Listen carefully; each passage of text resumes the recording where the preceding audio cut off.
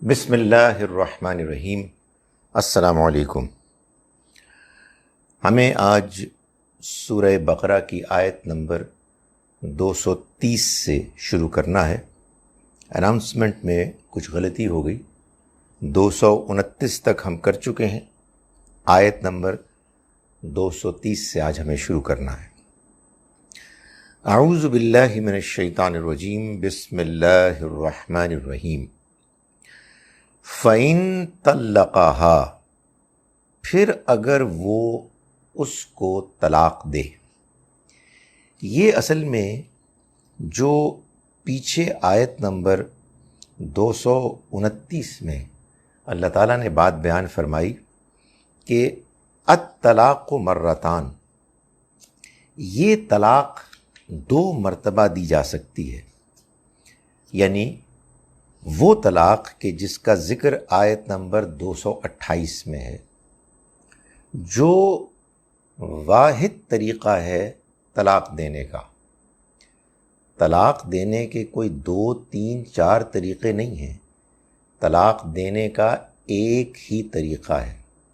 خدا تعالیٰ کے ہاں شریعت میں کوئی کنفیوژن، کوئی ابہام نہیں ہے، بلکہ اللہ تعالیٰ واضح اور 2 ٹوک بات بیان کرتے ہیں۔ ہم چونکہ بالعموم ذہنی طور پر غیر واضح، الجھے ہوئے اور کنفیوزڈ ہوتے ہیں، اس لیے ہم مختلف باتیں کرتے ہیں۔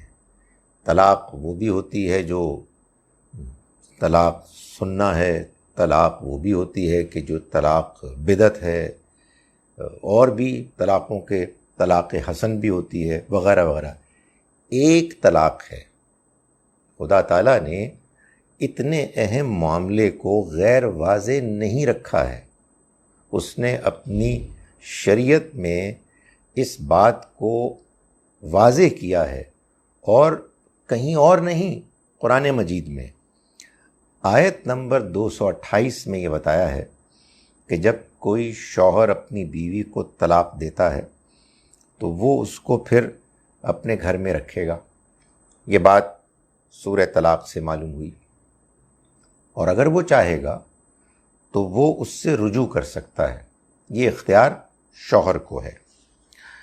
آیت نمبر 229 میں اللہ تعالیٰ فرما رہے ہیں یہ طلاق جس کا ذکر 228 آیت میں ہوا، یہ 2 مرتبہ دی جا سکتی ہے، یعنی ایک شوہر اپنی بیوی کو سوچ سمجھ کے یہ بات ابھی ہم نے پیچھے دیکھی کہ اس کو اللہ تعالیٰ نے بیان کیا بڑے واضح انداز میں کہ فَإِنْ عَزَمُوا الطلاق، پھر اگر وہ طلاق کا ارادہ کریں، یعنی وہ عزم اور ارادہ ہونا چاہیے جس کے بغیر طلاق نہیں ہو سکتی۔ یہ بات اللہ تعالیٰ نے آیت نمبر 227 میں بتائی۔ آپ اگر آیت 227، 228، 229 اور پھر 230 کو پڑھیں تو طلاق کا معاملہ بالکل واضح ہو جاتا ہے۔ مزید اگر کوئی آپ کو ابہام ہے تو سورہ طلاق کی پہلی چند آیات پڑھ لیں، 1 سے لے کے 7 تک۔ اس کے بعد آپ بھی میری طرح سے حیران پریشان ہو جائیں گے کہ ہمارے معاشرے میں جو طلاق کے بارے میں لوگوں نے تصورات قائم کیے ہوئے ہیں، ایک بیچارہ شوہر غصے میں آ کے طلاق بول دیتا ہے، کہیں کوئی بات کہہ دیتا ہے کہ اگر تم نے یہ کیا تو طلاق ہو جائے گی، اور معلوم ہوتا ہے کہ معاشرہ ٹوٹ پڑتا ہے کہ اب یہ گھر برباد ہو گیا۔ تو یہ کیا معاملات ہیں؟ یہ تو وہی جانے کہ جو کہتے ہیں قرآن جو کسوٹی ہے، الفرقان ہے، صحیح اور غلط میں امتیاز کرنے والی اللہ کی کتاب ہے۔ اس میں فرمایا گیا کہ شوہر بیوی کو طلاق دے کے گھر میں رکھتا ہے اور رجوع کرتا ہے، یہ ایک طلاق ہو گئی۔ پھر کبھی وہ طلاق دیتا ہے اور پھر رجوع کرتا ہے، یہ دوسری طلاق ہو گئی۔ اللہ تعالیٰ فرما رہے ہیں کہ فَإِن طَلَّقَهَا، پھر اگر وہ طلاق دے، یعنی تیسری مرتبہ طلاق دے، فَلَا تَحِلُّ لَهُ مِن بَعْدُ، تو پھر وہ اس کے لیے جائز نہیں ہوگی اس کے بعد، حَتَّى تَنْكِحَ زَوْجًا غَيْرَهُ، جب تک کہ وہ کسی دوسرے شوہر سے نکاح نہ کرے۔ فَإِن طَلَّقَهَا، پھر اگر وہ اس کو طلاق دے دے، یعنی وہ دوسرا شوہر، فلا جناح علیہما، تو پھر ان دونوں پر کوئی گناہ نہیں ہے، یعنی پہلے شوہر پر اور ان خاتون پر کوئی گناہ نہیں ہے، ان یتراجعا، کہ وہ رجوع کر لیں، ان ظنا ان یقیما حدود اللہ، اگر وہ گمان کرتے ہوں، گمان رکھتے ہوں کہ وہ اللہ کی حدود کو قائم رکھ سکیں گے۔ یعنی اگر ایک عورت کو اس کا شوہر 2 مرتبہ طلاق دے دے، یعنی طلاق دے اور پھر رجوع کرے، اور پھر کسی اور موقع پر طلاق دے اور پھر رجوع کرے، اور پھر تیسری مرتبہ اسی طرح سے طلاق دے، تو اب تیسری مرتبہ طلاق دینے کے بعد وہ رجوع نہیں کر سکتا۔ یہی وہ انڈرسٹینڈنگ ہے کہ جس کو مس یوز کر کے لوگ یہ کرتے ہیں کہ ایک ہی وقت میں 3 طلاقیں دے دیتے ہیں۔ جو شخص ایسا کرتا ہے، جو شخص ایسا لکھتا ہے، جو شخص کسی کو ایسا مشورہ دیتا ہے، وہ سب خدا کے ہاں جواب دہ ہیں اس کی شریعت کی خلاف ورزی کرنے پر، اس کی شریعت کا مذاق اڑانے پر۔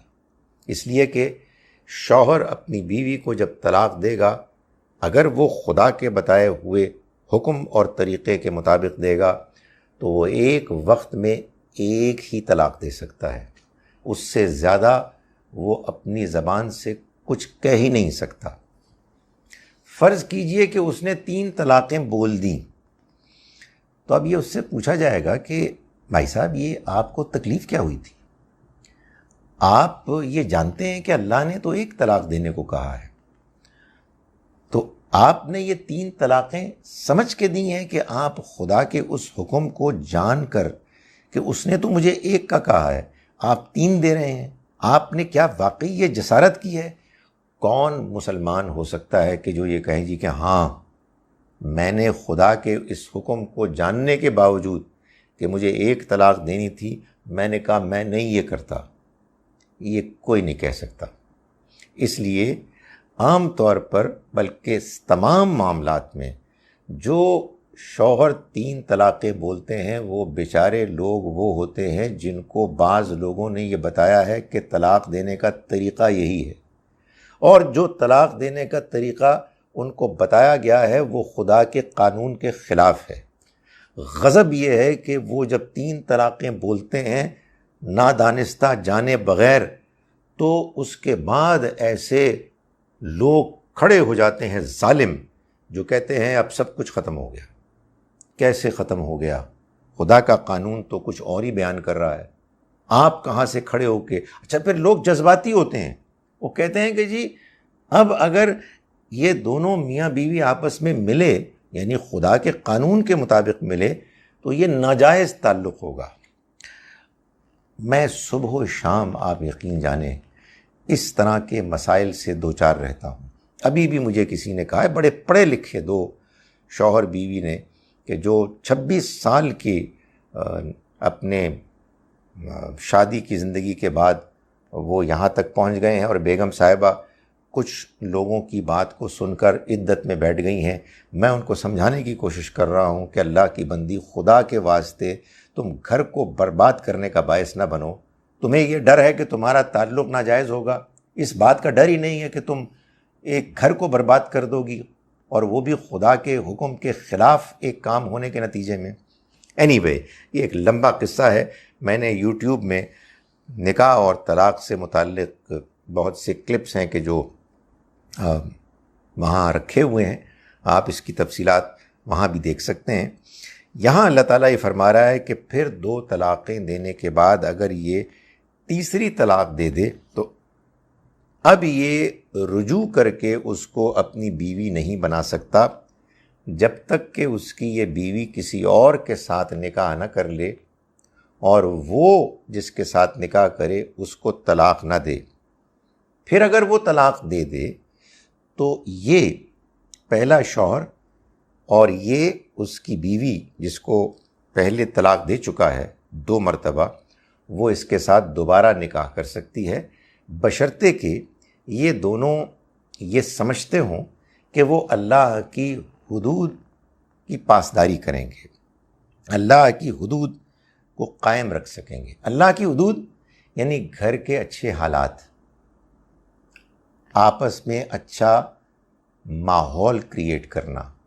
جس گھر میں بدمزگی، ٹینشن، نفرت، تانے، لان تان، بات چیت کا بند ہونا، ایک دوسرے کی عزت احترام نہ ہونا، اگر یہ ماحول ہے تو یہ خدا کی حدود کی خلاف ورزی ہے۔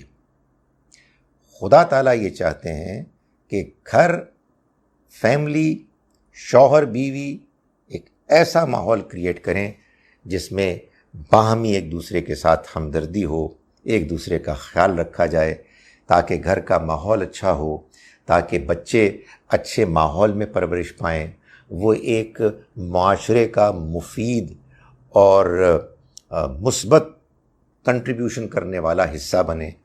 یہ اللہ کا مقصد ہے۔ لیکن اگر ایک دوسرے کے لان تان کر رہے ہیں، نفرت کر رہے ہیں، ایک دوسرے کی شکل نہیں دیکھنا چاہتے، کوئی ایک فریق دوسرے پر زیادتی کر رہا ہے، شوہر بیوی کے اوپر زیادتی کر رہا ہے، بیوی شوہر پر زیادتی کر رہی ہے، تو یہ خدا کی حدود کو پامال کرنا ہے۔ تو فرمایا کہ اگر یہ دوبارہ نکاح کر لیں تو ضرور کر سکتے ہیں، لیکن اس میں شرط یہ ہے کہ انہیں اس بات پر اطمینان ہونا چاہیے کہ یہ اللہ کی حدود کو قائم رکھ سکیں گے، اس کو پامال نہیں کریں گے۔ وَتِلْكَ حُدُودُ اللَّهِ، اور یہ اللہ کی حدود ہیں، يُبَيِّنُهَا، وہ واضح کر رہا ہے ان کو، لِقَوْمٍ يَعْلَمُونَ، ان لوگوں کے لیے کہ جو جاننا چاہیں، جو جاننے کی کوشش کریں۔ جو جاننا نہیں چاہتے ان کو کچھ نہیں بتایا جا سکتا۔ جو ضدی، ہٹ دھرم، جذباتی ہیں وہ کچھ نہیں سیکھ سکتے۔ جنہوں نے یہ طے کیا ہوا ہے کہ قرآن کچھ بھی کہے ہم نے تو وہ کرنا ہے کہ جو ہمارے مولوی صاحب کہہ رہے ہیں، انہیں کچھ نہیں سکھایا جا سکتا۔ اللہ تعالیٰ یہ فرما رہے ہیں کہ یہ بات تو انہیں ہی سمجھائی جا سکتی ہے جو اللہ واضح کر رہا ہے کہ جو جاننا چاہتے ہیں۔ اس آیت میں یہ بات جو بیان کی گئی ہے کہ جب کوئی شخص تیسری مرتبہ طلاق دینے کے بعد اپنی بیوی کو رخصت کرتا ہے تو وہ اس کو دوبارہ اپنی زوجیت میں نہیں لا سکتا جب تک کہ وہ کسی دوسرے شوہر سے نکاح نہ کر لے اور پھر وہ اس کو طلاق نہ دے دے۔ یہ جو ایک دوسرے شوہر سے نکاح ہے یہ ایک صحیح نکاح ہونا چاہیے۔ نکاح ہوتا ہی ایک ہے، جیسے میں نے گزارش کی نا کہ طلاق ایک ہی ہے، طلاق کے کوئی 5-6 قسمیں نہیں ہیں، نکاح کی بھی ایک ہی قسم ہے، اور وہ یہ ہے کہ شوہر اور بیوی زندگی بھر نباہ کے ارادے کے ساتھ ایک دوسرے کے ساتھ زوجیت کے تعلق میں بندھ جائیں۔ طلاق تو اصل میں اس لیے ایک امکان رکھا گیا ہے کہ اگر اس ارادے کے باوجود آگے چل کے یہ معلوم ہو کہ یہ دونوں ایک دوسرے کے ساتھ نباہ نہیں کر سکتے تو پھر طلاق سے اس رشتے کو ختم کر دیا جائے۔ لیکن یہ نکاح کی اسکیم کا کوئی حصہ نہیں ہے۔ نکاح تو کیا ہی اس لیے جاتا ہے کہ شوہر اور بیوی اچھے ماحول میں زندگی بھر نکاح کے ساتھ جئیں، ایک دوسرے کے ساتھ شوہر اور بیوی کی حیثیت سے جئیں۔ ہمارے ہاں 2 طلاقوں کے بعد تیسری طلاق کے نتیجے میں یہ جو ایک نکاح کیا جاتا ہے سازش کے تحت جھوٹ موٹ کا، جس کو حلالہ کہتے ہیں، یہ ایک نہایت گھناؤنی کمینی سازش ہے، یہ ایک بے حیائی ہے، یہ کوئی نکاح نہیں ہوتا، اس کا کوئی تعلق اسلام سے نہیں ہے، یہ حلالہ، یہ حلال نہیں ہے، یہ حرام ہے۔ جو شخص، جو مرد یہ کام کرتا ہے وہ خدا کے ہاں پکڑا جائے گا، جو پچھلا شوہر یہ کام کرواتا ہے وہ مارا جائے گا، اور اگر عورت بھی یہ جان کر کر رہی ہے تو وہ بھی پکڑی جائے گی۔ یہ خدا کے شریعت، اس کے دین کے خلاف سازش ہے۔ اور اس میں جو پھر طلاق دی جاتی ہے وہ بھی ایک ڈرامہ ہوتا ہے، اس لیے کہ پہلے سے یہ طے ہوتا ہے۔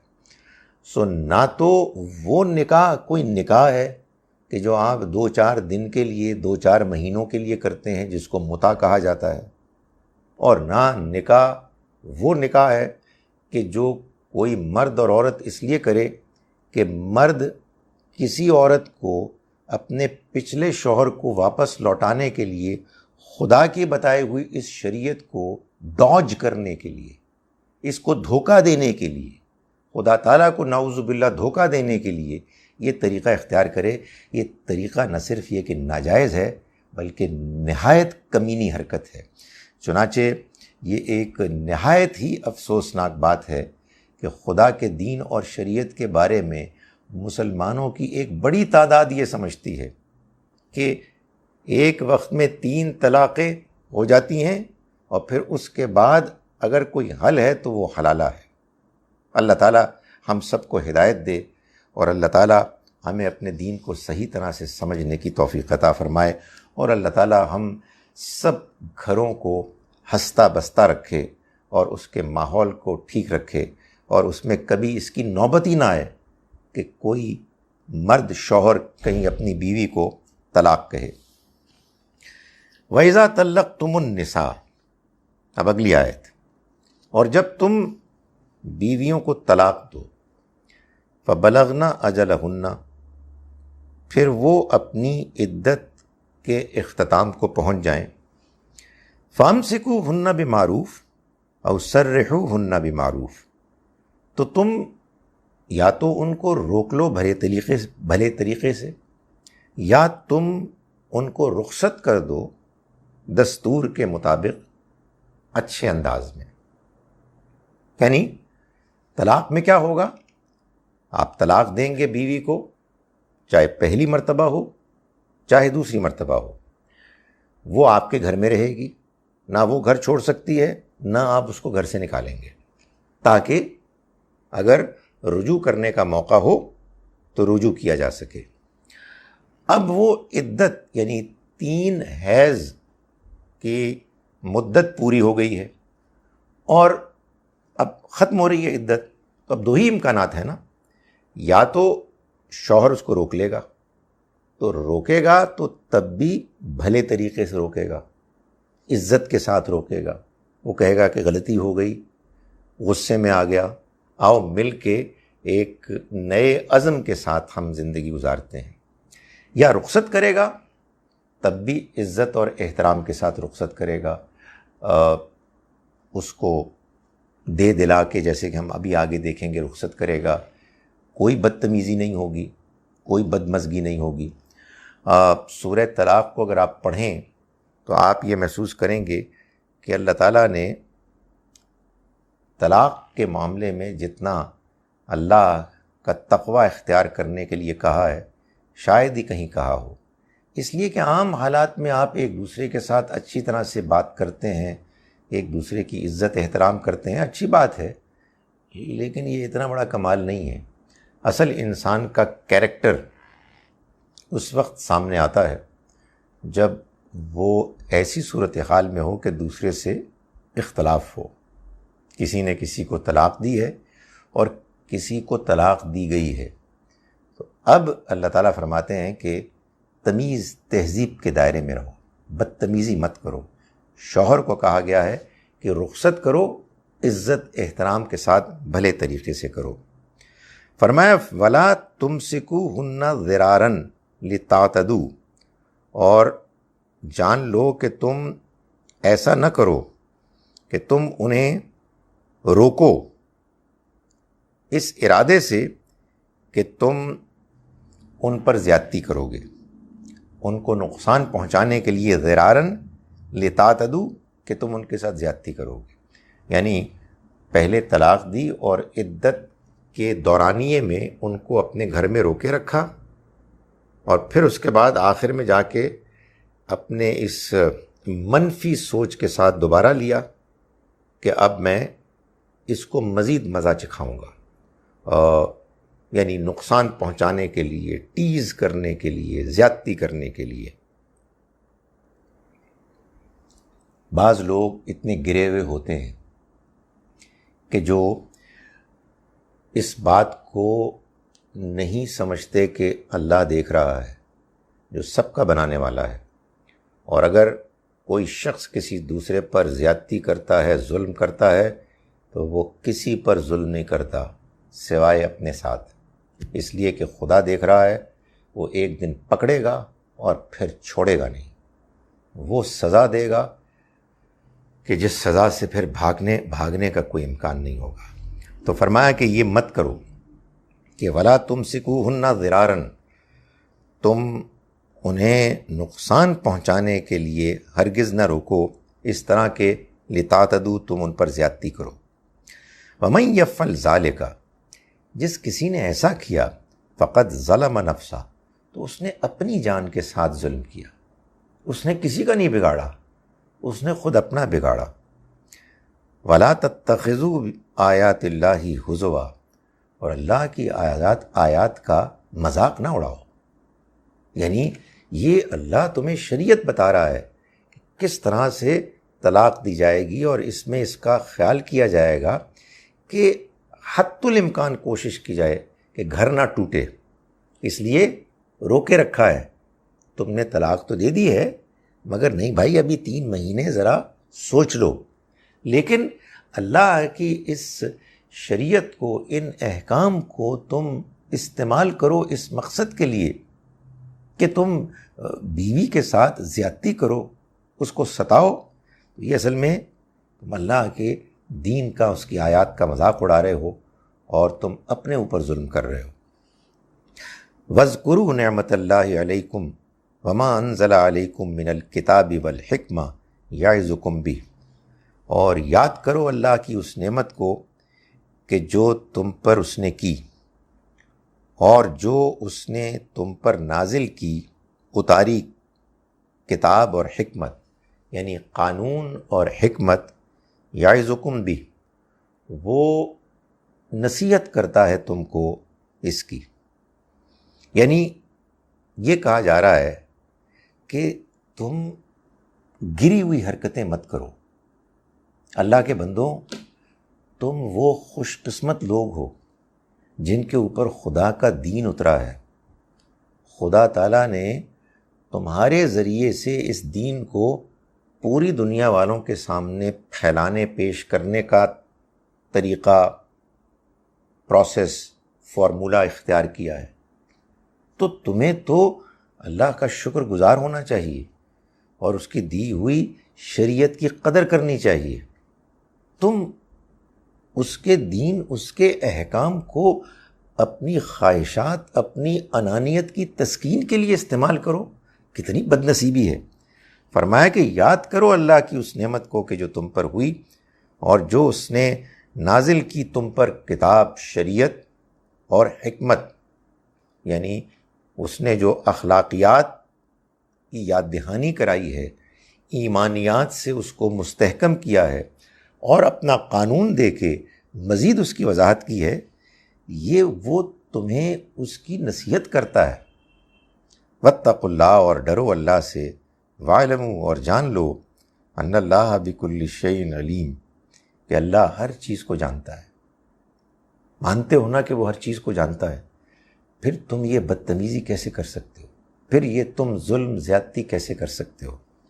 تو یہ جو فرمایا نا کہ جان لو کہ اللہ ہر چیز کو جاننے والا ہے، یہ اصل میں واتقوا اللہ اللہ سے ڈرو، اس کی وضاحت ہے کہ کیوں ڈرو، کیسے ڈرو. یہ سوچ کے ڈرو، یہ جان کے ڈرو کہ اللہ سب کچھ دیکھ رہا ہے. تم جو کچھ کرتے ہو، تنہائی میں کرتے ہو، لوگوں کے سامنے کرتے ہو، اپنے سے کمزوروں کے ساتھ کرتے ہو. تم جو سازش کرتے ہو، سازش کے تحت تم معاملات کرتے ہو. اللہ سے ڈرو، اس لیے کہ اللہ سب کچھ جانتا ہے. بعض اوقات یہ اس طرح کی آیات پڑھ کے خود آدمی پریشان اپنے بارے میں بھی ہوتا ہے اور اپنے گرد و پیش کے لوگوں کے بارے میں بھی ہوتا ہے. کیسی کیسی ہم باتیں کرتے ہیں، کیسے کیسے ہم ایک دوسرے کے اوپر الزامات لگاتے ہیں. واقعی ہم جانتے ہیں کہ ہم مانتے ہیں کہ اللہ دیکھ رہا ہے، اللہ واقف ہے. فرمایا وَإِذَا طَلَّقْتُمُ النِّسَاءَ، اور جب تم عورتوں کو طلاق دو، فَبَلَغْنَ أَجَلَهُنَّ، پھر وہ پہنچ جائیں اپنی عدت کے اختتام کو، فَلَا تَعْضُلُوهُنَّ، تو تم مت رکاوٹ بنو ان کے لیے، مت روکو ان کو، أَن يَنكِحْنَ أَزْوَاجَهُنَّ، اس بات سے کہ وہ اپنے شوہروں سے نکاح کریں. یعنی دو امکانات ہیں نا، کہ ایک عورت ہے، اس کو اس کے شوہر نے طلاق دی، پہلی طلاق، عدت کی مدت گزر گئی، اس نے اس کو رخصت کر دیا عزت احترام کے ساتھ.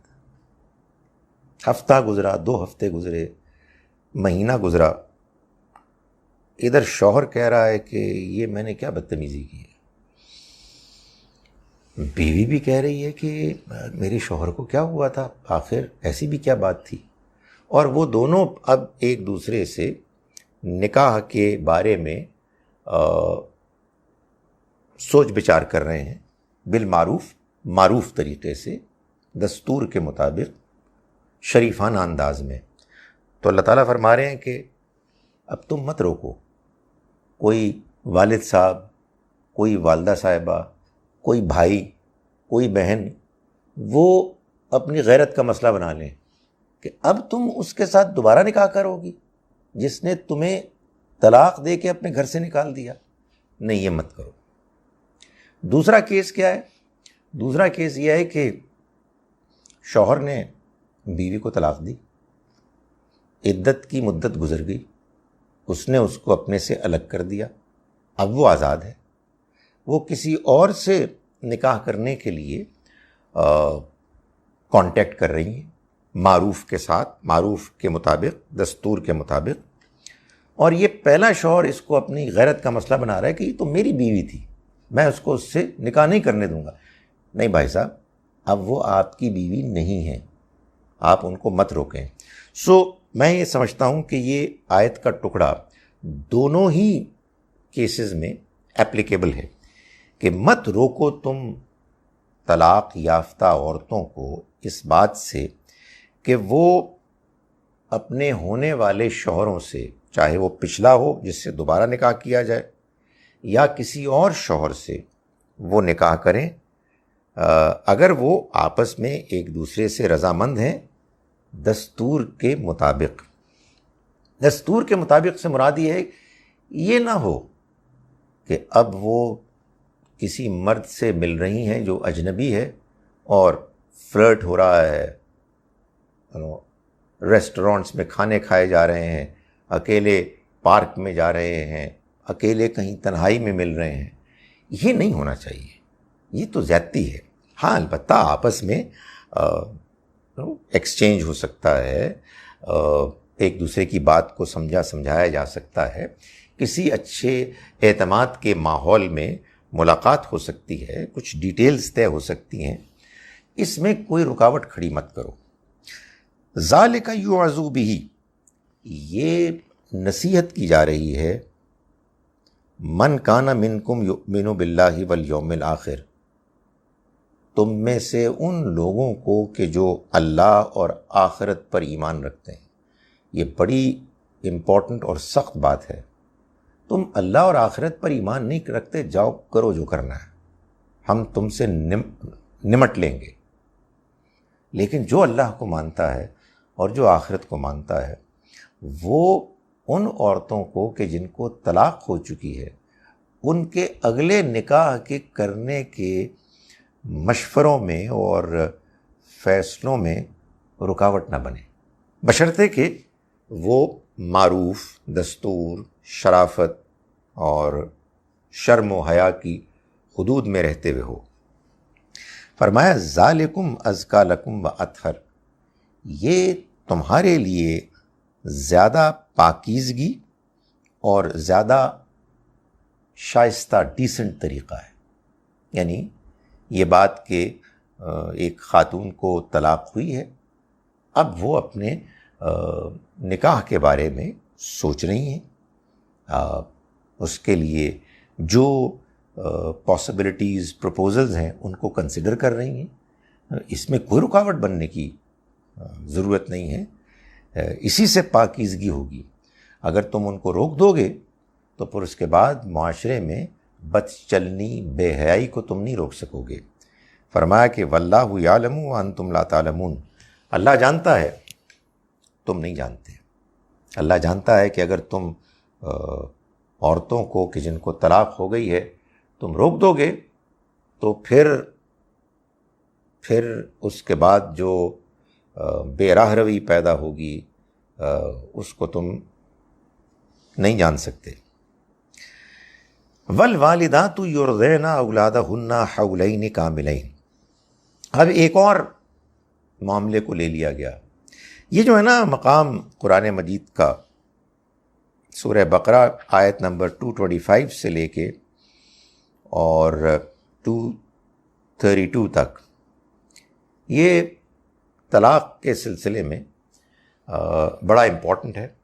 یہ اور سورہ طلاق کی پہلی 7 آیات. اب اگلی آیت میں یہ کہا جا رہا ہے کہ طلاق ہو گئی، اور طلاق ایک ایسی خاتون کو ہوئی ہے کہ جن کے چھوٹے چھوٹے بچے ہیں جو شیرخوار ہیں. فرمایا مائیں، والدات، یرضعنا دودھ پلائیں، اولادہن اپنی اولاد کو، حولین کاملین 2 مکمل سال، لمن اراد ان یتم الرضاعہ ان کے لیے کہ جو رضاعت کو یعنی دودھ کی مدت کو پوری کرنا چاہتے ہیں.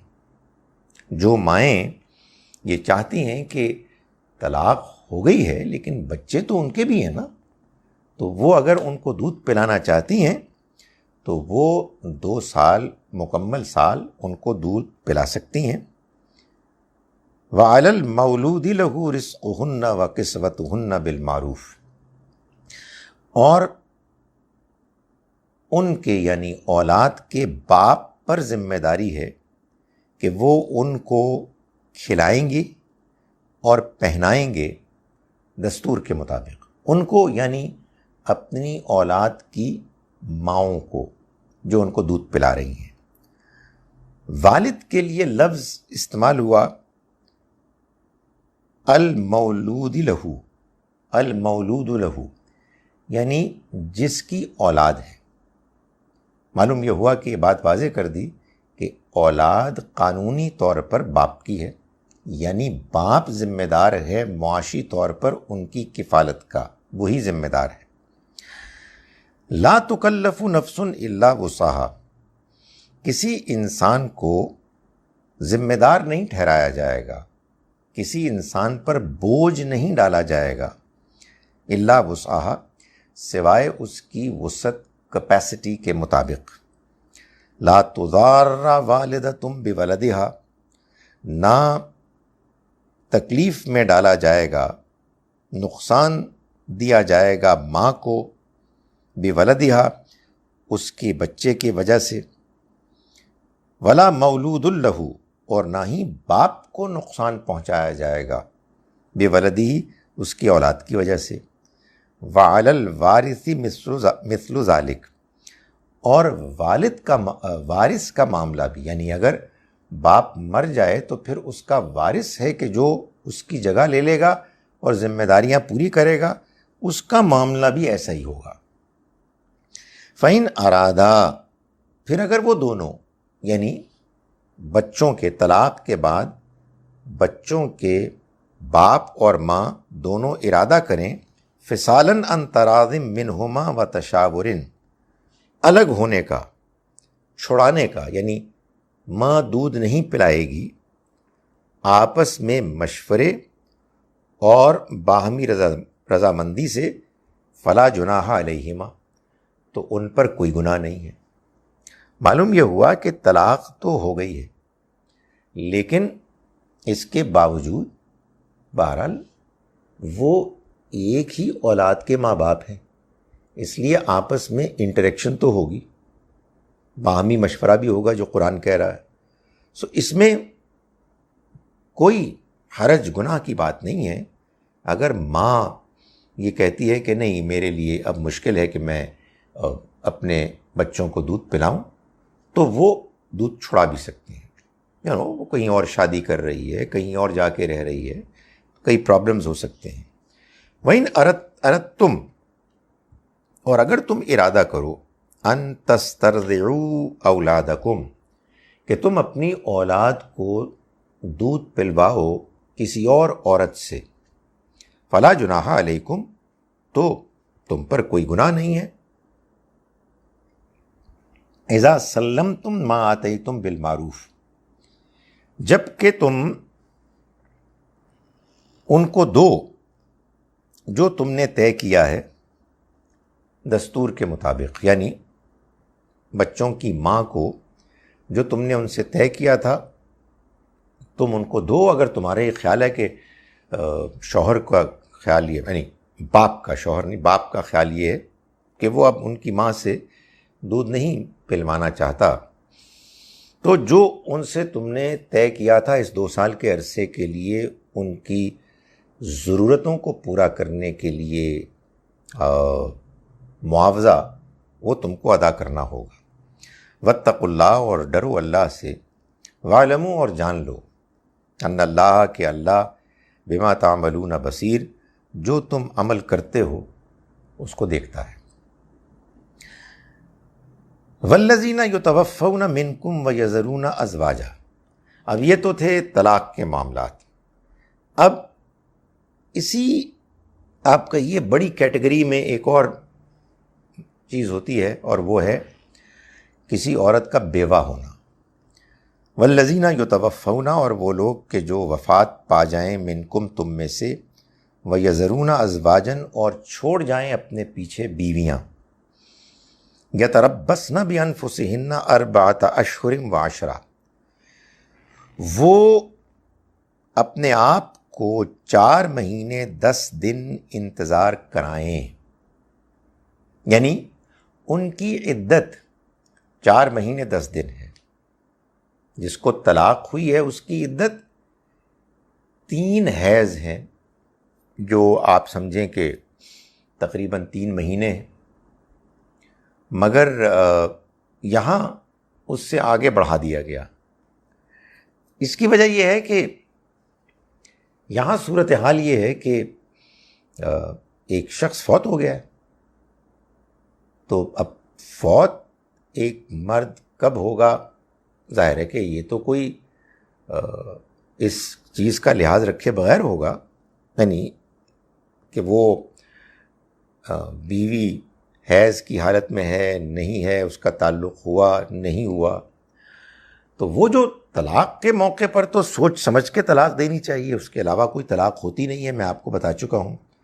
اور وہ جب طلاق دی جائے گی تو اس کا خیال رکھا جائے گا کہ بیوی پاک ہے، اور اس پاکیزگی کی حالت میں بیوی کے ساتھ کوئی تعلق زن و شو کا قائم نہیں ہوا۔ اس لیے ایک سیف چیز ہے کہ 3 حیض گزر جائیں تو اب یہ بات آبویس ہے کہ یہ پریگننٹ نہیں ہے، یا حاملہ ہونا، پریگننٹ ہونا نمایاں ہو جائے گا۔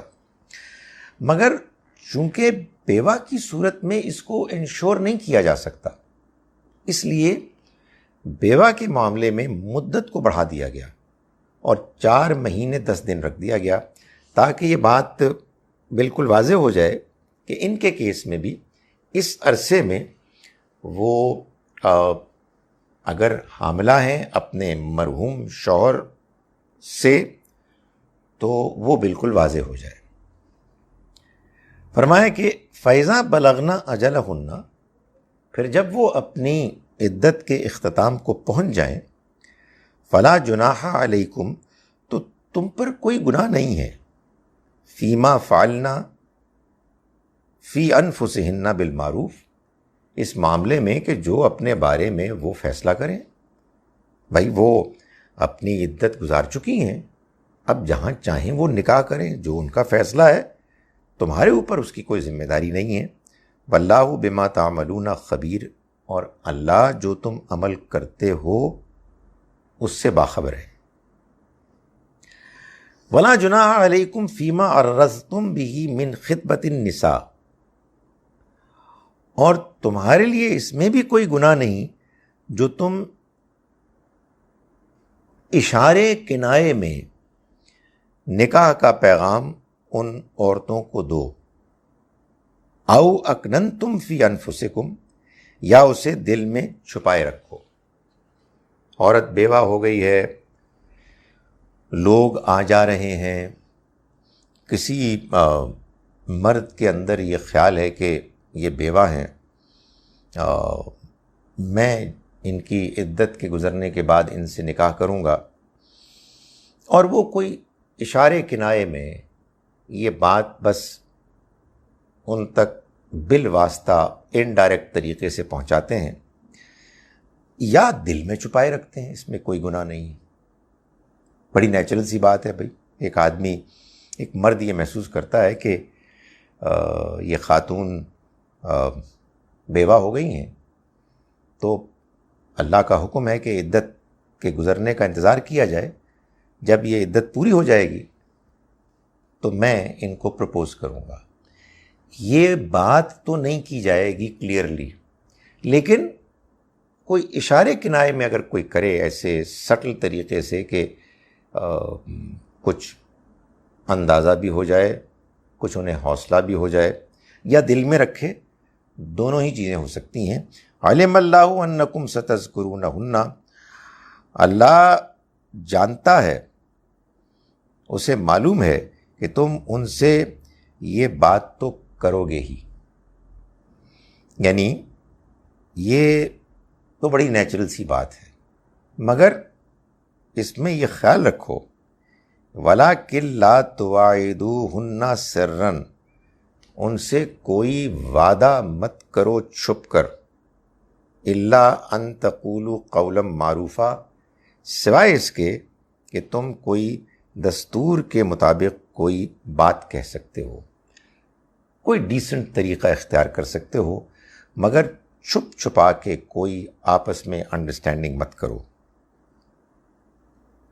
وَلَا تَعْزِمُوا عُقْدَةَ النِّکَاحِ، اور تم نکاح کے عقد کا ارادہ مت کرو، فیصلہ مت کرو، تعزموا فیصلہ مت کرو، حتی یبلغ کتاب اجلا، اس وقت تک جب تک کہ قانون اپنی مدت پوری نہ کر لے، یعنی عدت مکمل نہ ہو جائے، اس وقت تک یہ فیصلہ نہ کرو۔ وَاعْلَمُوا، اور جان لو، ان اللہ، کہ اللہ یعلم ما فی انفسکم، جانتا ہے جو کچھ بھی تمہارے دلوں میں ہے، فاحذروہ، تو تم اس سے ڈرو، وَاعْلَمُوا، اور جان لو، ان اللہ غفور حلیم، اللہ بخشنے والا ہے، حلیم ہے، بڑا بردبار ہے۔ یہ آیت آپ نے سن لی، یہ بیوہ کی عدت کے زمانے میں کیا ایٹیچیوڈ ہونا چاہیے اس سے متعلق ہے۔ اس آیت کو سامنے رکھیں اور اپنے ہاں بیواؤں کے بیوگی کے زمانے میں جو طور طریقے ہوتے ہیں یا وہ خود کرتی ہیں یا ان کو کروائے جاتے ہیں، اس کو امیجن کریں تو آپ یہ سوچیں گے یہ آیت کیا کہہ رہی ہے؟ بھائی ایک مرد غیر محرم کوئی اشارے کنائے میں بات کیسے کرے گا؟ یہ پاسبل ہی کیسے ہے؟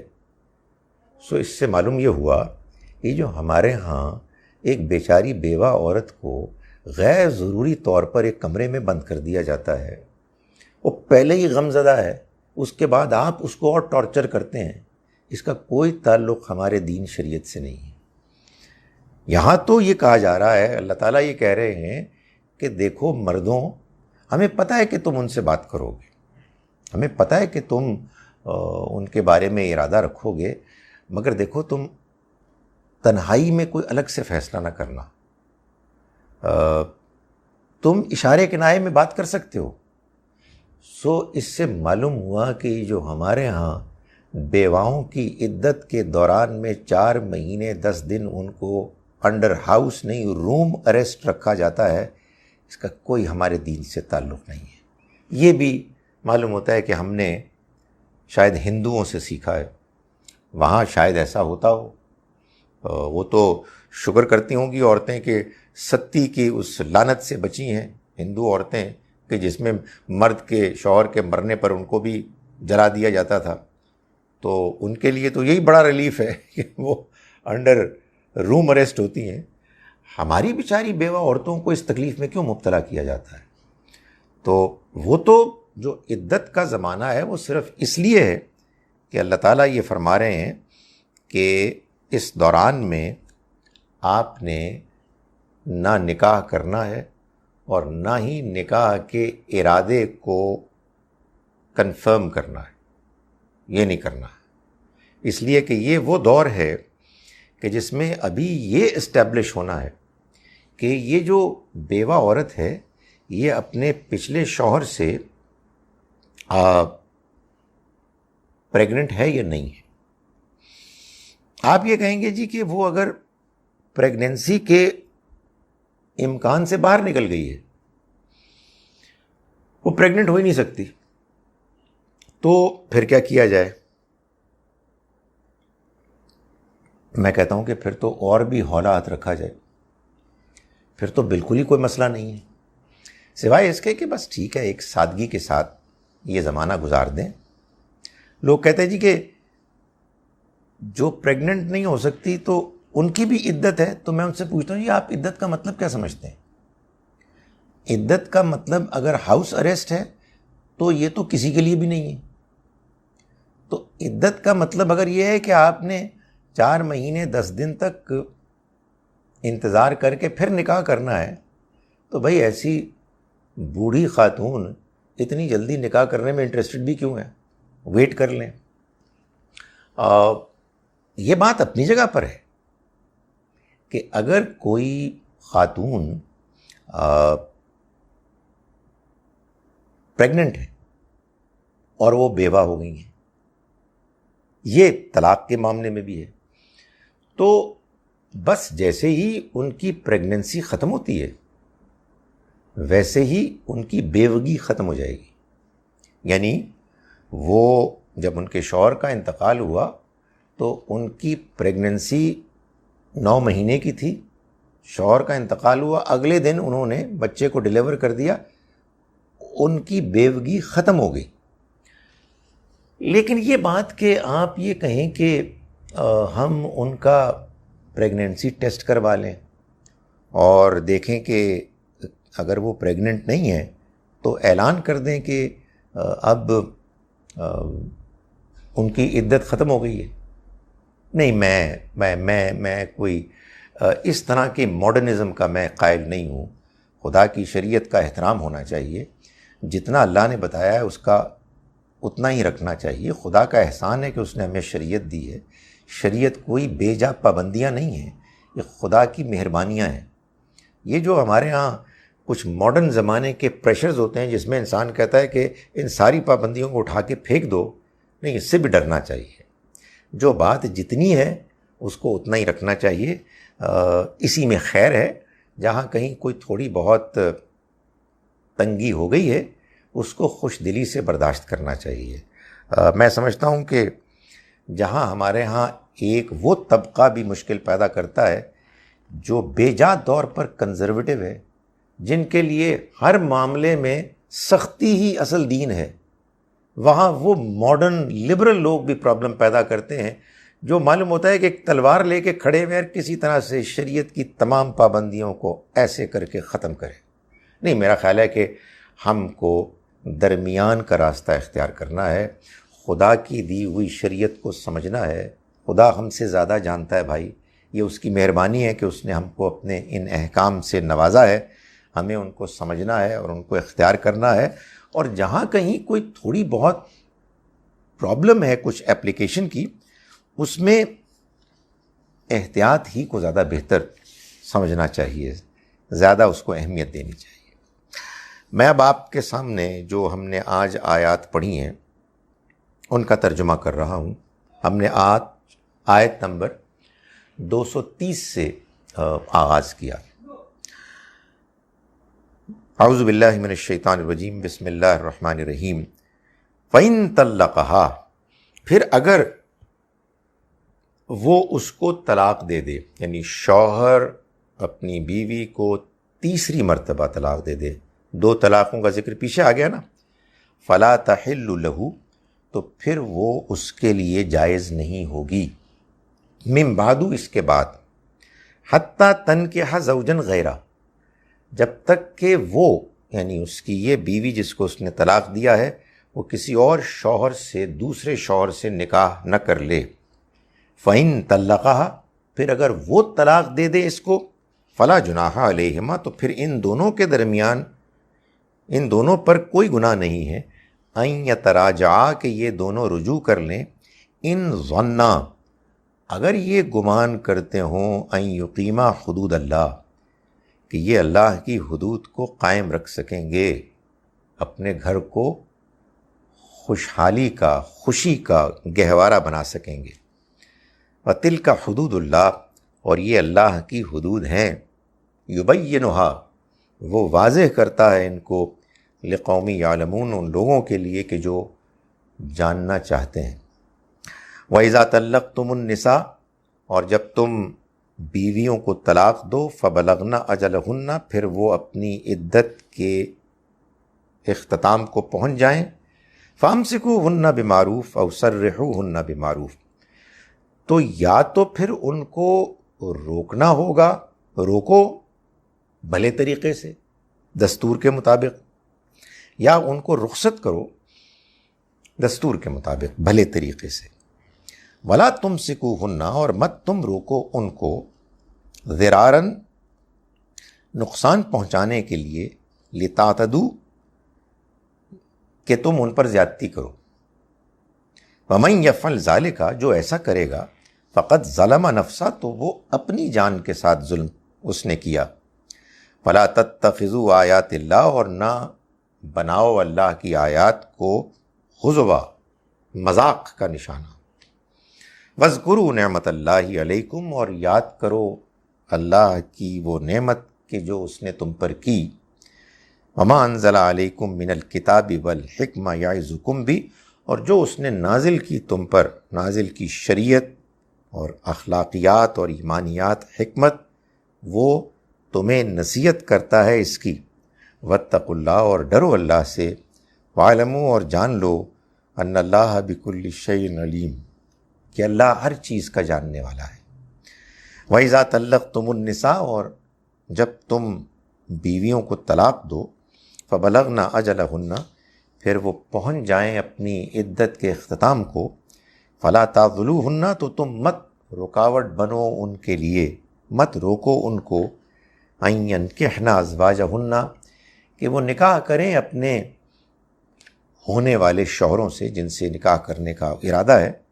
اذا تراضوا بینہم بالمعروف، جب کہ وہ آپس میں دستور کے مطابق ایک دوسرے سے رضامند ہیں. ذالک یوعظ بہ، یہ وہ بات ہے کہ جس کی نصیحت کی جاتی ہے من کان منکم یؤمن باللہ والیوم الآخر، تم میں سے ان لوگوں کو کہ جو اللہ اور آخرت کے دن کو مانتے ہیں، ذالکم ازکی لکم، یہ تمہارے لیے زیادہ پاکیزگی کا ذریعہ بنے گی چیز، واطہر، اور زیادہ صفائی کا، زیادہ ڈیسنسی کا، اللہ یعلم، اللہ جانتا ہے، وانتم لا تعلمون، اور تم نہیں جانتے، والوالدات، اور مائیں یعنی طلاق یافتہ مائیں، ظاہر کانٹیکسٹ ہوتا ہے نا، سیاق سباق ہوتا ہے، تو سیاق میں طلاق کی بات ہو رہی ہے، تو وہ مائیں کہ جن کو طلاق دے دی گئی، یرضعن اولادہن، وہ دودھ پلائیں گی اپنی اولاد کو، حولین کاملین، 2 مکمل سال، لمن ارادہ ان یتم الرضاع، وہ کہ جو ارادہ رکھیں کہ وہ دودھ پلانے کے عمل کو مکمل کریں گے، وعلی المولود لہ رزقہن وکسوتہن کسوتہن بالمعروف، اور وہ کہ جس کی اولاد ہے یعنی باپ، اس کی ذمہ داری ہے ان بچوں کی ماؤں کو کھلانا اور کپڑے پہنانا دستور کے مطابق، لا تکلف نفس الا وسعہا، کسی انسان کو اس کی وسعت، اس کے امکان سے زیادہ بوجھ نہیں ڈالا جائے گا، لا تضار والدۃ بولدہا، نہ ماں کو تکلیف پہنچائی جائے گی، نہ ماں ستائی جائے گی اپنی اولاد کی وجہ سے، ولا مولود لہ بولدہ، اور نہ ہی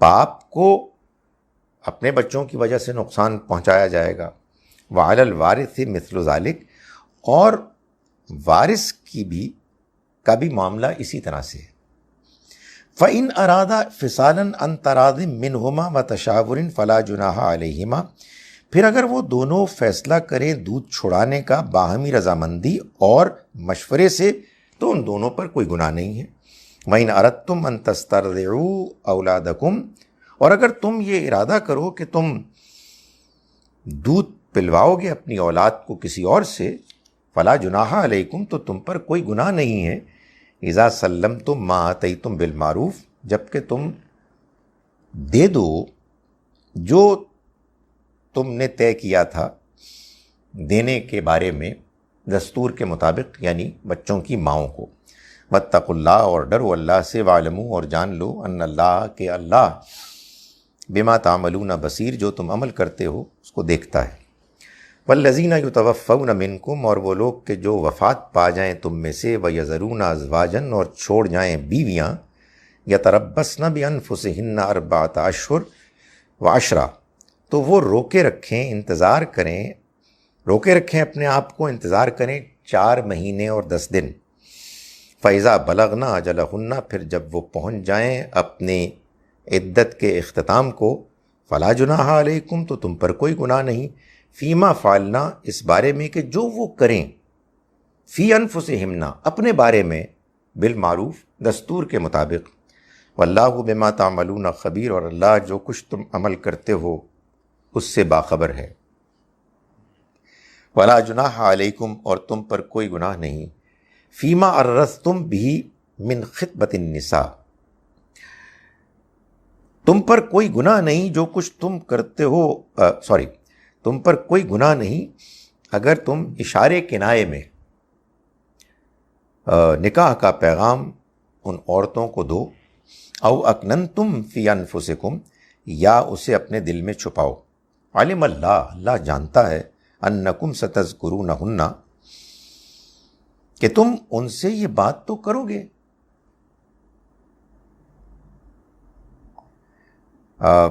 وَلَٰكِن لَا تُوعِدُوهُنَّ سِرًّا، مگر یہ نہ ہو کہ تم ان سے وعدہ کرو پکا چھپ کر، اِلَّا أَن تَقُولُوا قَوْلًا مَعْرُوفًا، سوائے اس کے کہ تم ایک دستور کے مطابق کوئی بات کر دو، وَلَا تَعْزِمُوا عُقْدَةَ النِّکاح، اور مت تم پختہ ارادہ کرو، عقد نکاح کا فیصلہ کرو، حتیٰ یبلغ الکتاب اجلا، جب تک کہ عدت، کتاب قانون یعنی عدت، پہنچ نہ جائے اپنے مدت کے اختتام تک۔ وَاعْلَمُوا، اور جان لو، ان اللہ یعلم، کہ اللہ جانتا ہے، ما فی انفسکم، جو تمہارے دلوں میں ہے، فاحذروا، تو تم اس سے ڈرو، وَاعْلَمُوا، اور جان لو، ان اللہ غفور حلیم، کہ اللہ مغفرت کرنے والا ہے، بہت بردبار ہے۔ اقول قولی ھذا واستغفر اللہ لی ولکم۔ اب جناب آپ کے سوالات کے لیے میں ذرا قریب لے آؤں اس اسکرین کو۔ اچھا جناب، اوپر سے چلیں۔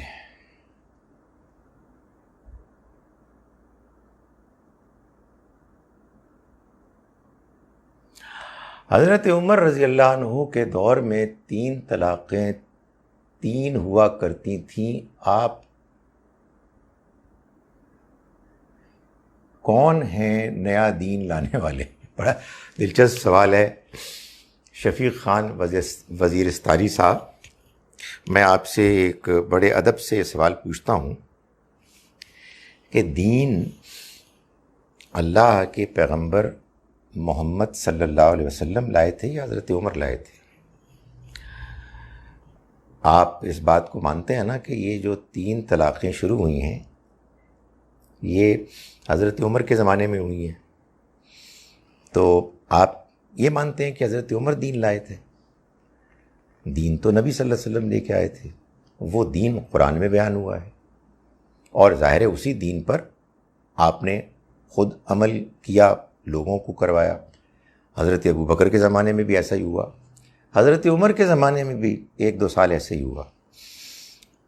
مگر اس کے بعد کیا ہوا کہ حضرت عمر کہتے ہیں، اب یہ ساری سٹوری ہے، قرآن اوتھینٹک ہے، حرف بحرف وہی ہے جو اللہ نے نازل کیا۔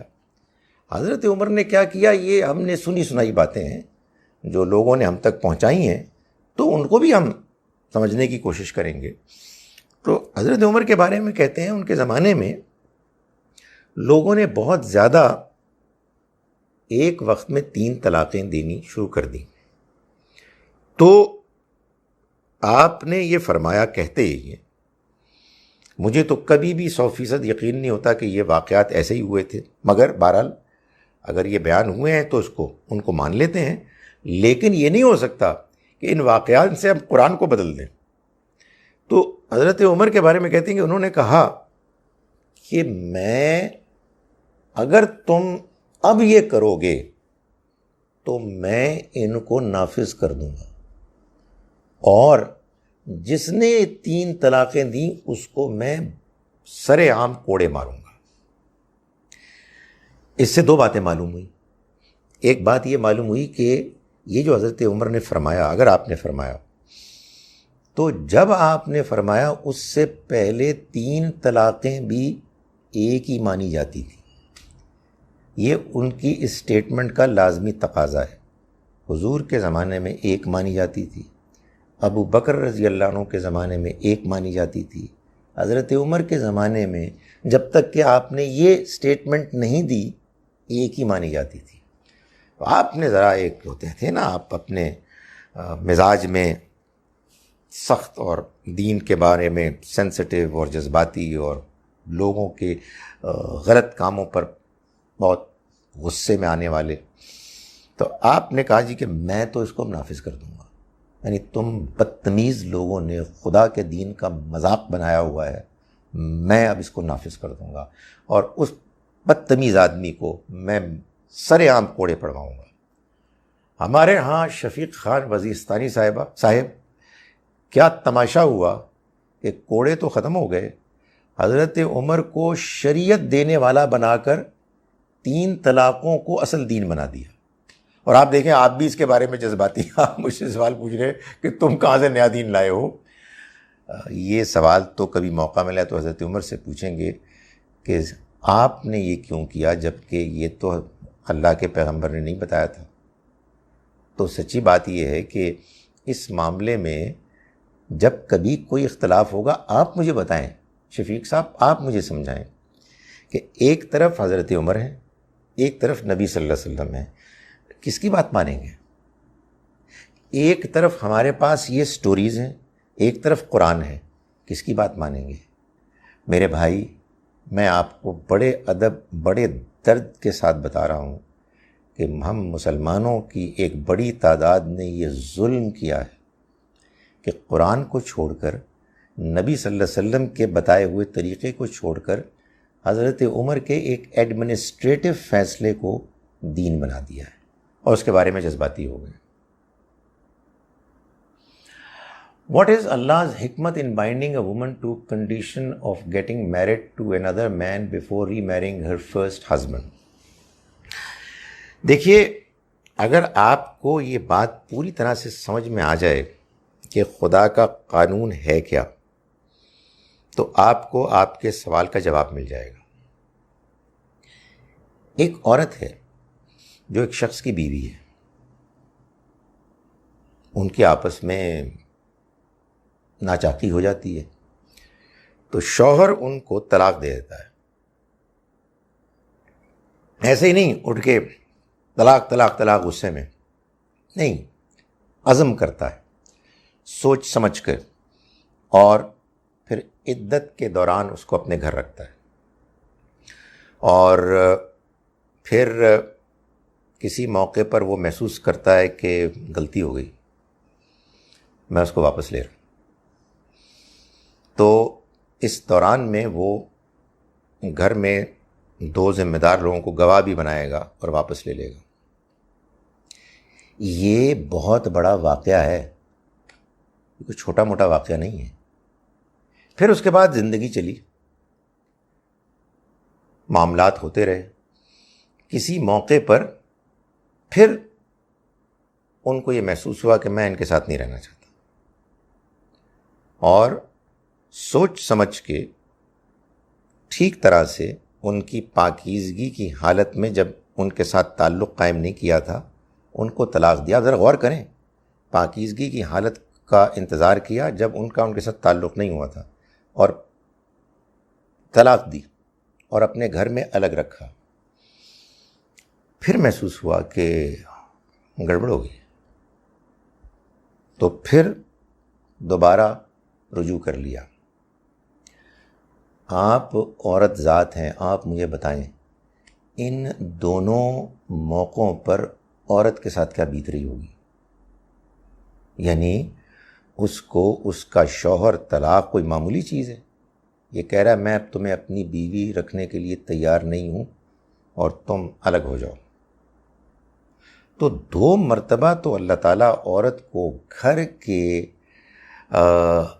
فیملی کے نظام کو برقرار رکھنے کے لیے گوارا کرتا ہے کہ وہ اس پروسیس سے گزرے، مگر یہ بات کہ شوہر کے آگے وہ ایک تختہ مشق بن جائے، اس کو وہ ایک کھلونا مل جائے کہ ہر 2 مہینے کے بعد اس کے ساتھ یہ کرے۔ خدا تعالیٰ نے عورت کو اس سے محفوظ رکھا ہے کہ بدتمیز آدمی، سوچ سمجھ کے تمہیں یہ کرنا چاہیے تھا، اب یہ تمہاری بیوی نہیں بنے گی۔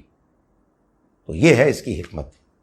آئی ہوپ کہ میں کچھ سمجھا سکا ہوں۔ بالفرض بندہ 3 طلاق اکٹھی دے دے تو کیا وہ طلاق ہو جاتی ہے؟ گزارش یہ ہے کہ یہ جو بندہ 3 طلاقیں ایک ساتھ دے رہا ہے، پہلے میں اس کا انٹرویو لوں گا۔ میں کہوں گا کہ جناب امین احمد صاحب، آپ نے یہ جو 3 طلاقیں دی تھیں، اس کا مطلب کیا تھا؟ کیا آپ یہ جانتے تھے کہ آپ نے یہ طریقہ اختیار کیا ہے خدا کی کتاب میں بتائے ہوئے طریقے کی خلاف ورزی کرتے ہوئے؟ اس نے آپ کو پابند کیا تھا کہ وہ جو طریقہ اس نے دیا ہے، اگر آپ اللہ کو مانتے ہیں، اگر آپ آخرت کے دن کو مانتے ہیں، تو آپ اس طریقے کے مطابق دیں گے طلاق ایک، اور پھر اس کو اپنے گھر میں رکھیں گے۔ کیا آپ نے جب 3 طلاقیں دیں تو آپ یہ کہہ رہے تھے کہ کرے اللہ جو کرتا ہے، میں تو نہیں اس کو اس طرح سے رکھ سکتا؟ تو ظاہر ہے کہ امین صاحب آپ کہیں گے نہیں نہیں نہیں ڈاکٹر صاحب یہ خدا گواہ ہے، یہ میرے تو ذہن میں بھی نہیں تھا، آئی نیور نیو اٹ. تو پھر میں یہ کہوں گا کہ بھائی صاحب یہ اگر آپ نے سوچ سمجھ کے طلاق دی ہے تو زیادہ سے زیادہ یہ ہے کہ یہ ایک طلاق ہے. ویسے میں اس کو ایک طلاق ماننے میں بھی تردد محسوس کروں گا، اس لیے کہ پتہ نہیں آپ نے کیسے طلاق دی ہے. مطلب آپ کو یہ پتہ تھا کہ آپ نے ان کو ان کی پاکیزگی میں، آپ کو معلوم تھا کہ وہ حیض میں ہیں یا وہ پاکیزہ ہیں، اور یا پاکیزگی کی حالت میں آپ نے ان سے تعلق قائم نہیں کیا، اٹھ کے آپ کو غصہ آیا ہے، اس کی چائے پسند نہیں آئی، اس کا کوئی جملہ پسند نہیں آیا، آپ نے اس کو تھپڑ جیسے مارتے ہیں اسی طرح سے آپ نے طلاق دے دی ہے. تو اگر آپ نے یہ حرکت کی ہے تو آپ کو تو چانٹا پڑنا چاہیے، لیکن یہ طلاق میں نہیں مانوں گا، ایک بھی نہیں مانوں گا. اس کی وجہ یہ ہے کہ خدا کے بتائے ہوئے قانون کو آپ نے اگنور کیا ہے. اللہ تعالیٰ اس خاندان کو بچانا چاہتا ہے. اللہ تعالیٰ طلاق کو ممکن رکھتے ہوئے یہ چاہتا ہے کہ اس کو ٹھیک طرح سے دیا جائے. اگر واقعی آپ چھوڑنا چاہتے ہیں تو پھر سوچ سمجھ کے اور پورا انتظار کر کے چھوڑیں.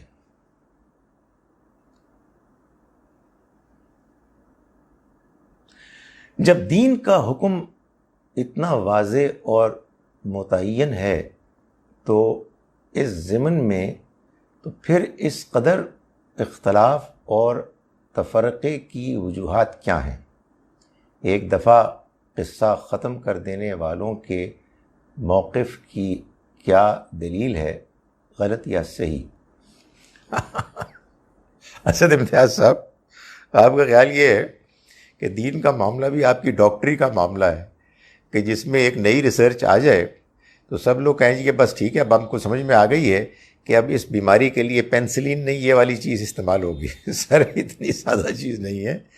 دین میں لوگ متعصب ہوتے ہیں، وہ یہ کہتے ہیں کہ ہم حنفی ہیں. امام ابو حنیفہ رحمۃ اللہ علیہ نے جو رائے قائم کر لی ہے وہ پتھر پر لکیر ہے. تم اپنا قرآن لاؤ، تم اپنی سنت لاؤ، تم اپنی حدیث لاؤ، ہمیں اس سے کوئی دلچسپی نہیں ہے. ہمارا ایمان ہے کہ امام ابو حنیفہ رحمۃ اللہ علیہ امام اعظم تھے، ان کا فتویٰ غلط نہیں ہو سکتا. تو اب بتائیں آپ کیا کریں گے؟ مجھے یاد ہے وہ واقعہ، کبھی زندگی بھر میں نہیں بھول سکتا. جب 1994 میں حج کے لیے گیا تو ہمارا ایک گروپ تھا، اس میں ہمیشہ ایک مشکل ہوتی ہے مینا میں کہ وہ جو ہم نماز پڑھتے ہیں وہ 2 رکعتیں پڑھیں یا 4 رکعتیں پڑھیں. تو وہ ہمارے کچھ حنفی بھائی تھے، وہ اصرار کر رہے تھے کہ جو مقامی لوگ ہیں مکے کے وہ 4 پڑھیں، جو مسافر ہیں چلیں وہ 2 پڑھ لیں. اور دوسرا یہ مسئلہ تھا کہ جب وہ جو مقامی ہیں وہ جب 4 پڑھیں تو 2 پڑھنے کے بعد جب وہ اٹھیں تو کیا وہ سورہ فاتحہ پڑھیں یا نہ پڑھیں. تو ہمارے حنفی بھائیوں کا یہ اصرار تھا کہ نہیں، وہ سورہ فاتحہ نہ پڑھیں. تو بات کچھ تھوڑی سی انفارچونیٹلی تلخ ہو گئی، آوازیں بلند ہونی شروع ہوئیں. تو کسی موقع پر ایک اللہ معاف کرے مولوی صاحب نے اس ساری ڈسکشن کو یہ کہہ کے بند کر دیا، بھائی صاحب اچھی طرح سے جان لو، میں حنفی پہلے ہوں، مسلمان بعد میں ہوں. تو اسد امتیاز صاحب، یہ مسئلہ حل نہیں ہو سکتا. جیسے ہم یہ سوچتے ہیں نا کہ ہندو مسلمان کیوں نہیں ہو جاتے، کرسچن مسلمان کیوں نہیں ہو جاتے، اتنی کلیئر بات ہے ہمارے پاس ہے. خیر اس میں ہمارے بھی کوتاہیاں ہیں، لیکن نہیں، وہ ہر بندہ اپنی اپنی جگہ پر ڈٹا ہوا ہے. دعوت ہمیں دینی چاہیے، اللہ کا خوف دلانا چاہیے. لیکن خیر میں اس بارے میں ایک اور بات کہتا ہوں. آج تو میں خواہ کھل کے شاٹیں مار رہا ہوں، لیکن آنیسٹلی یہ بات کہنی چاہیے سب کو کہ بھائیوں اور بہنوں، نہ تمہاری حنفیت، نہ کسی کی شافعیت، نہ کسی کی سنیت، نہ کسی کی شیعیت، اللہ کے کلام کو دیانتداری سے پڑھو، اور جو اللہ کا کلام کہتا ہے اپنے ضمیر کی آواز کو سنو کہ وہ کیا کہہ رہا ہے، اس کو مانو، اس پر عمل کرو۔ میں اب لوگوں کو یہ کہنا شروع کر دیا ہے، میں آپ لوگوں کو بھی کہتا ہوں، اور انشاءاللہ اللہ مجھے توفیق دے، مرتے دم تک اب میں یہ کہوں گا۔ جو مسلمان مجھ سے کہتا ہے کہ میں حنفی ہوں، یا میں اہل حدیث ہوں، یا میں سنی ہوں، یا میں شیعہ ہوں، تو میں ان کو کہتا ہوں کہ آپ غلط کہہ رہے ہیں، آپ حنفی نہیں ہیں، آپ اہل حدیث نہیں ہیں، آپ سنی نہیں ہیں، آپ شیعہ نہیں ہیں، آپ صرف اور صرف مسلمان ہیں۔ ہاں البتہ جب کبھی آپ کسی معاملے میں الجھ جائیں، کنفیوزڈ ہو جائیں، غیر واضح ہوں، بات نہ سمجھ میں آئے، تو اپنے حنفی فتوے پر عمل کریں، اس لیے کہ مجبوری ہے، بات ہی سمجھ میں نہیں آئی ہے۔ جب مجھے یہ بتائیے کہ آپ کو قرآن کی بات سمجھ میں آ جائے، تو پھر یہ جملہ بولنا کہ قرآن جو مرضی کہے، میں حنفی ہوں یا اہل حدیث ہوں یا میں سنی ہوں یا میں شیعہ ہوں، میں بڑے ادب سے کہتا ہوں پھر یہ کفر ہے۔ آپ سب مسلمان ہیں، اس کے علاوہ کچھ بھی نہیں ہے۔ ہاں ہم حنفی، اہل حدیث، شیعہ، سنی ہیں تب تک جب تک ابھی ہمیں مسئلہ سمجھ میں نہیں آیا ہے، اور معاملہ سمجھنے کے لیے کان اور دل، دماغ اس کو کھلا رکھیں۔ میں یہ نہیں کہہ رہا کہ اچھی بات ہے، لازم ہے۔ تو دنیا کی زندگی آزمائش ایسی ہی نہیں ہے، یہ عمل کی بھی آزمائش ہے، یہ علم کی بھی آزمائش ہے۔ میں گزارش کروں، علم کی آزمائش پہلے ہے، عمل کی آزمائش بعد میں ہے۔ جو کہتا ہے کہ میں حنفی پیدا ہوا ہوں، حنفی مروں گا، اہل حدیث پیدا ہوا ہوں، اہل حدیث مروں گا، سنی پیدا ہوا ہوں، سنی مروں گا، شیعہ پیدا ہوا ہوں، شیعہ مروں گا، میں بڑے کلیئرلی یہ کہہ رہا ہوں، وہ اس امتحان میں فیل ہو گیا۔ یہ علم کا امتحان ہے، سچائی کو جاننے کا امتحان ہے۔ اس میں اگر ابو جہل، ابو لہب اس لیے اللہ کی نگاہ میں مجرم ہیں کہ انہوں نے اپنے آبائی دین کو چھوڑ کر یا اس کو ایک طرف رکھ کے نئی بات کو سننے سے انکار کر دیا، تو وہ تو ہوئے مجرم۔ ہم یہی کام کریں تو ہم کیا ہوں گے؟ تو اس لیے اللہ سے ڈرنا چاہیے۔ کورٹ سے طلاق ہونے کے بعد دوبارہ رجوع کرنے کی گنجائش ہے۔ کورٹ سے طلاق ہونے کے بعد ایک طلاق ہوئی ہے، اب طلاق ہو گئی، اب دوبارہ شوہر بیوی رجوع کر سکتے ہیں، اس میں کوئی حرج ہی نہیں۔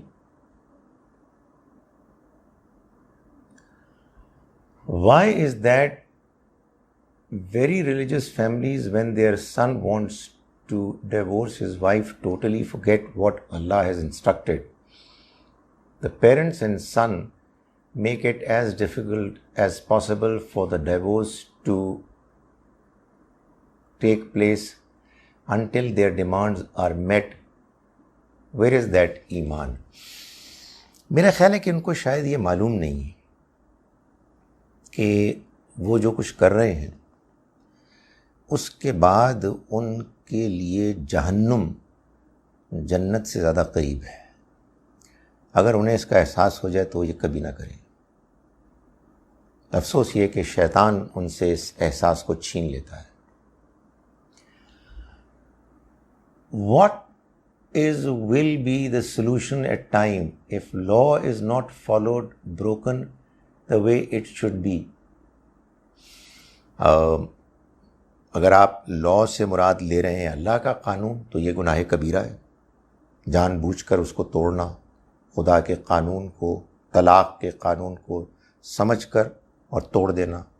اگر آپ لا آف دا لینڈ کہہ رہے ہیں اس کو توڑنا، یہ بھی گناہ ہے، اس لیے کہ اللہ کا حکم ہے کہ تم اللہ کی اطاعت کرو، رسول کی اطاعت کرو، اور اپنے حکمرانوں کی، اولو الامر منکم کی اطاعت کرو۔ تو یہ ایسے ہی نافرمانی ہے جیسے اللہ کے رسول کی نافرمانی ہے. Talaq giving during monthly and 3 talaqs are given at the same time. یہ ایک عجیب و غریب چیز ہے کہ ایک طلاق گیونگ ڈیورنگ منتھلی ہے اور 3 talaqs are given at same time. نہیں 3 talaqs at the same time کا کوئی مطلب بھی نہیں ہے جناب، سوائے ایک مطلب کے جو میں بتا چکا ہوں کہ طلاق دینے والا یہ کہے کہ جی میں سوچ سمجھ کے یہ طلاق دے رہا ہوں، حالانکہ مجھے معلوم ہے کہ یہ خدا کے بتائے ہوئے طریقے کے خلاف ہے. یہ کوئی مسلمان کہہ ہی نہیں سکتا. آپ مجھے اجازت دیں، یہ جو بندہ کہتا ہے نا وہ کٹر کافر ہے. کوئی مسلمان یہ کیسے کہہ سکتا ہے کہ ہاں مجھے معلوم ہے کہ خدا کا حکم کیا ہے مگر میں نہیں اس طرح سے دیتا؟ تو وہ مسلمان کیسے ہے؟ یہ میں اپنی طرف سے نہیں کہہ رہا ہوں. اللہ تعالیٰ قرآن میں فرما رہا ہے، سورہ مائدہ سورہ نمبر 5 آیت نمبر 44 ہے، غالباً 44 یا 43. وَمَن لَّمْ يَحْكُم بِمَا أَنزَلَ اللَّهُ، اور جو اللہ نے نازل کیا ہے جو شخص اس کے مطابق فیصلہ نہیں کرتا، فَأُولَٰئِكَ هُمُ الْكَافِرُونَ، وہی کافر ہیں. آپ بیچارے غیر مسلموں کو کافر بنا رہے ہیں، یہ کفر ہے.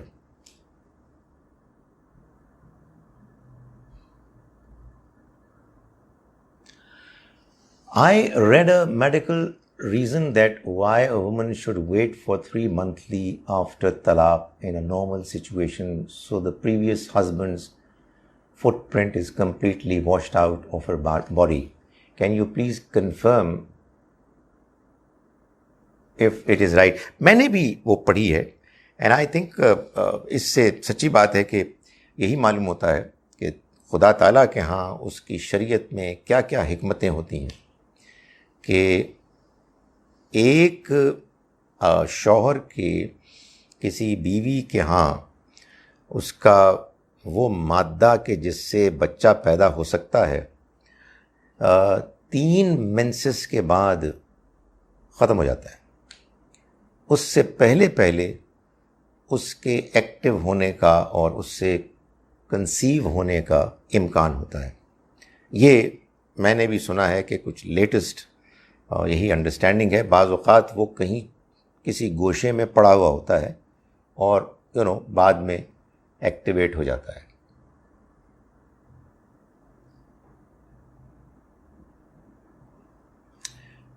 Sorry to say, but I feel like it to address talaq is through media like dramas and movies because that's the only way to reach them. Sadly, I learnt it through that until now. Thank you.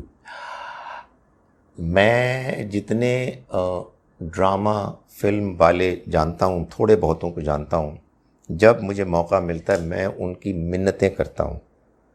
اللہ تعالیٰ تم کو اس کی توفیق اور ہمت دے کہ اس کھٹیا تصور کو کسی طرح سے مٹاؤ کہ حلالہ ہمارا دین ہے یا 3 طلاقیں کوئی چیز ہوتی ہیں. تم اتنے کام کرتے ہو، یہ پیغام پھیلاؤ. انفارچونیٹلی جو پیغام پھیل رہا ہے وہ بالکل الٹ پھیل رہا ہے. I have seen women in their 70s who are widows who are doing iddat for 4 months. Where does this come from? They don't leave their homes. اس پہ میں تبصرہ کر چکا ہوں کہ عدت کا مطلب یہ ہے ہی نہیں کہ آپ اپنے گھروں کو چھوڑ نہیں سکتی، لیکن آخر کسی 70 سالہ عورت کو اس میں کیا پرابلم ہے کہ وہ 4 مہینے 10 دن تک انتظار کرے اپنی نئی شادی کے لیے. صرف یہی حکم ہے اللہ کا، اس کا تو کوئی مسئلہ نہیں ہے اس میں. It's in history that Prophet, peace be upon him, wanted to divorce his wife, Hazrat Sauda, but she requested him not to and gave her turn to Hazrat Aisha. Do we know the reason why the Prophet, peace be upon him, intended to divorce her? نہیں، مجھے کچھ نہیں معلوم ہے. I have no idea. What is the Quranic injunction for a woman who seeks divorce? قرآن یہ کہتا ہے کہ ایک اچھے شوہر کو یا تو اسے مطمئن کر دینا چاہیے یا پھر اس کو اس کی فرمائش پر طلاق دے دینی چاہیے۔ اس کو جو آپ کے ساتھ رہنا نہیں چاہتی اس کو روکنے کی ضرورت کیا ہے، سوائے اس کے کہ آدمی ضد میں آ جائے۔ تو ضد میں آئے گا تو پھر اس کا رائٹ ہے کہ وہ کہیں اور لے جائے، یعنی عدالت کے پاس لے جائے اور اپنا فیصلہ کروا لے۔ لیکن ایک شریف النفس انسان کو یا اس کو مطمئن کرنا چاہیے یا اس کو طلاق دے دینی چاہیے۔